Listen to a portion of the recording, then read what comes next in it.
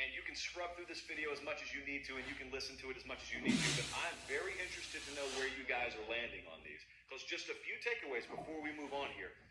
That UCLA game is dangerous now. I'm telling you, that's the one. After you're watching on YouTube, yes.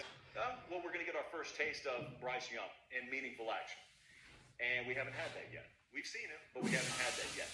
And third, a lot of that wide. Last year, they had that Friday night game, I think it was against Illinois, and they had like a perfect first half offensively. People didn't know what to do because you're used to offense being one thing. I could make a very good argument for Oregon State. I can make a very good argument. I can make a really good one for UCLA. I could make a slam dunk argument for Utah, but I'm not going with any of them. Washington is my most underrated team in the Pac-12. I'm going to have some teams here that are already ranked in the top 12 or 13. I'm going to have some that may not finish above 500. I think they're all very underrated. I want to start in the SEC. The Pullaparts are the most underrated team in the SEC. Show tonight, I can be swayed on this because I'm checking the iJosh right now, and it says we are in the middle of May. And so we got some time. I could be talked off Washington. You could easily sell me on a lot of teams out west.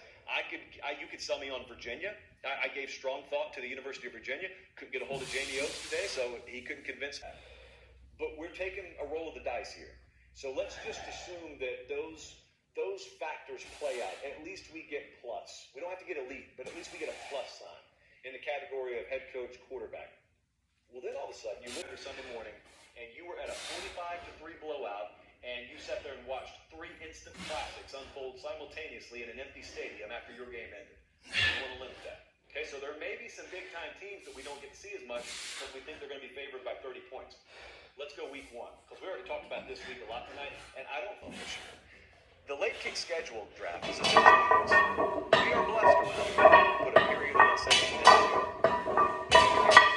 We're blessed to put dare I say, even pay us a couple of dollars. Here's the other element. Again, like I said, hashtag blessed. And so